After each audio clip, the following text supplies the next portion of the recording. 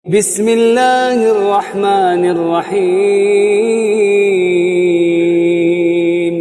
Tangisnya orang tua itu termasuk hukukul walidain, termasuk salah satu bentuk kedurhakaan kepada kedua orang tua. Karena orang kalau sudah tua itu jarang menangis. Sama kalau anak-anak kerjanya memang menangis. Yang dimaksud di sini adalah ucapan atau perbuatan seorang anak yang membuat orang tuanya tersinggung. Kita lihat dulu hadisnya ya. Qala haddatsana Musa qala haddatsana Hammad ibn Salama an Ziyad ibn Mihraq an Taisalata annahu sami'a Ibnu Umar. Beliau mendengar Abdullah ibn Umar radhiyallahu ta'ala anhuma yaqul buka'ul walidain minal uquqi wal kaba'ir. Ini kan hukum. Tangisnya kedua orang tua termasuk kedurhakaan dan termasuk dosa-dosa besar dan termasuk bentuk kedurhakaan. Karena itu bagian dari adab adalah bagaimana seorang anak itu berusaha agar jangan sampai kedua orang tuanya menangis. Walaupun kadang-kadang yang diucapkan atau yang dilakukan itu sebenarnya bukan dosa. Atau kadang-kadang baik menurut kita. Atau bahkan kadang-kadang menurut kita ini lebih baik bagi kedua orang tua. Tapi belum tentu itu baik menurut atau menyenangkan versi orang tua. Contoh, kalau orang itu sudah tua, di sini sudah ada yang tua-tua ya. Itu biasanya punya pola pikir dan punya kebiasaan yang kadang-kadang tidak cocok dengan anak-anak yang masih muda, walaupun juga sudah tua, tapi belum terlalu tua. Misalnya dia sudah kakek-kakek, nenek-nenek, biasanya punya kebiasaan. Apa contohnya? Ya misalnya orang tua kita, karena dia hidup zamannya berbeda dengan kita, maka biasanya kebiasaannya juga berbeda dengan kita. Apakah kebiasaan makannya, kebiasaan tidurnya, atau kebiasaan-kebiasaan yang lain. Nah, misalnya dia biasa makan apa kalau orang tua? Misalnya dia suka makan pisang. Misalnya ya. Ketika dia tinggal di rumah kita atau berziarah ke rumah kita larang dia makan pisang. Jangan ibu makan pisang terus. Nanti begini. Apalagi kalau kita banyak ilmunya. Tidak cocok itu kesehatan kalau begini.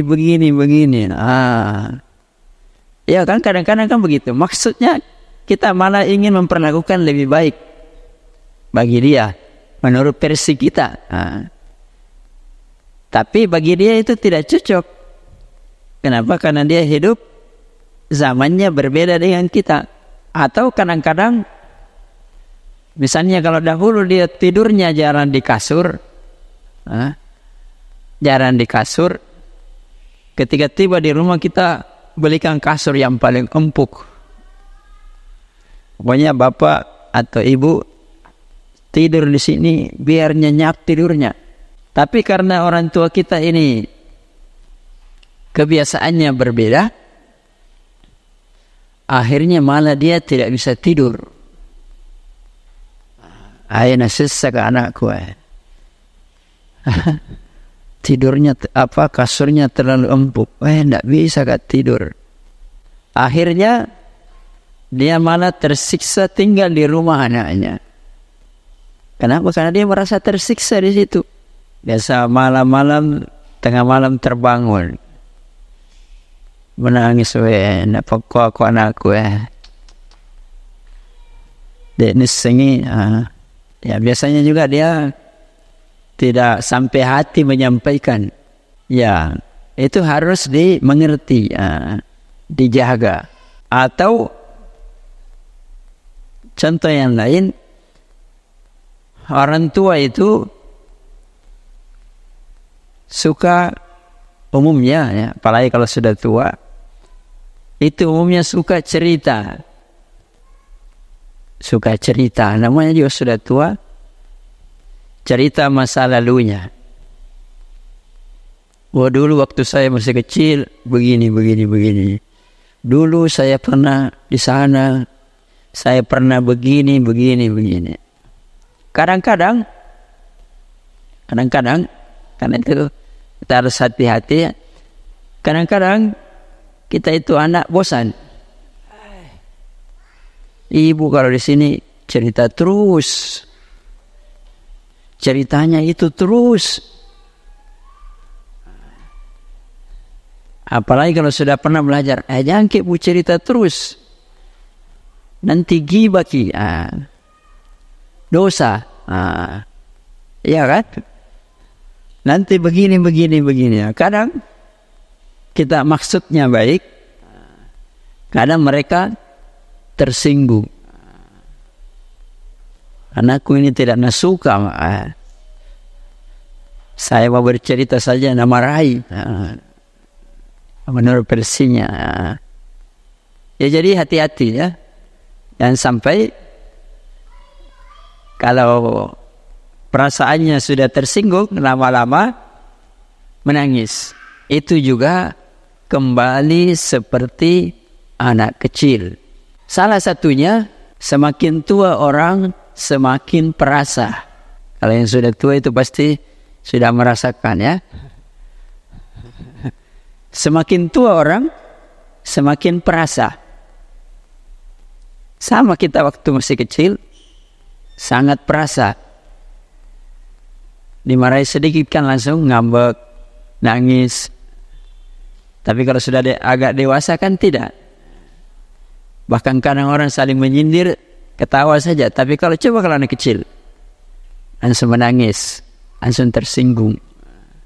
Jadi kalau orang itu semakin tua juga semakin perasa.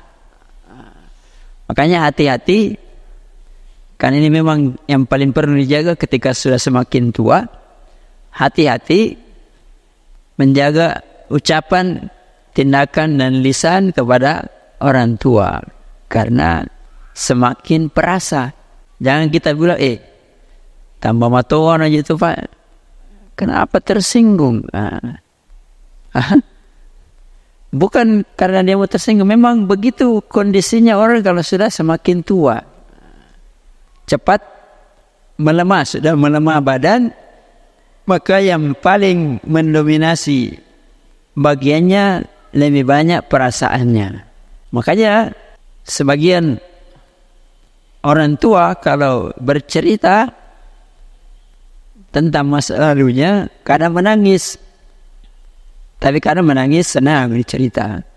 Tapi jangan sampai kita berprasangka baik atau ingin berbuat baik justru membuat dia tersinggung, akhirnya menangis.